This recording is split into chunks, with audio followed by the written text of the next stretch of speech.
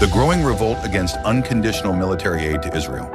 For decades, support for Israel in the United States Congress has been treated as a political constant, one of the few issues capable of uniting Democrats and Republicans alike. But a year after the introduction of the Block the Bombs Act, that long-standing consensus is beginning to show signs of fracture. When Congresswoman Delia Ramirez first unveiled the legislation in June 2025, only 21 Democratic lawmakers were willing to attach their names to a bill that sought to restrict the transfer of certain American-made bombs and artillery ammunition to Israel. Critics dismissed the proposal as politically unrealistic, arguing that it stood little chance of gaining traction in a Congress historically committed to unwavering military support for Israel. 12 months later, the political landscape looks markedly different. The bill now boasts 73 co-sponsors, a dramatic increase that supporters describe as a historic shift in congressional attitudes toward U.S. military assistance to Israel. While the figure still falls far short of a majority in the 435-member House of Representatives, advocates argue that the growth reflects a broader transformation in public opinion and political discourse.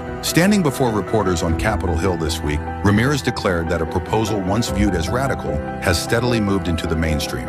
She called for the legislation to receive a vote on the House floor, arguing that continued American weapons transfers have enabled devastating military campaigns across Gaza and the wider Middle East. The Block the Bombs Act would prohibit the transfer of specific heavy bombs and artillery ammunition that have been used in some of the deadliest attacks during Israel's war in Gaza. Supporters contend that U.S. taxpayers should not be financing military operations that have contributed to widespread civilian suffering and a deepening humanitarian crisis. The legislation's growing support extends beyond the progressive lawmakers who initially championed it. Several unexpected figures have joined the effort, including Representative Valerie Foushee, who previously received backing from prominent pro-Israel advocacy groups. Even more striking, Republican Congressman Thomas Massie recently became a co-sponsor, giving the measure rare bipartisan support. Advocates see these developments as evidence that public pressure is reshaping political calculations. Polls increasingly show Americans questioning unconditional military aid to Israel, with many voters expressing a preference for humanitarian assistance and domestic investment over continued weapons transfers.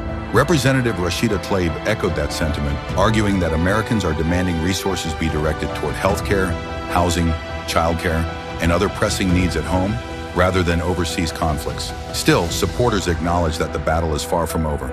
Despite its growing momentum, the bill remains blocked by House Republican leadership, and most members of Congress continue to support military aid to Israel. Yet the rise of the Block the Bombs Act signals something larger than a single piece of legislation. It reflects a growing willingness among lawmakers and voters alike to challenge long-standing assumptions about U.S.-Israel relations. Whether that shift ultimately changes, policy remains uncertain. But one thing is clear: a debate that was once confined to the political margins is now firmly in the national spotlight.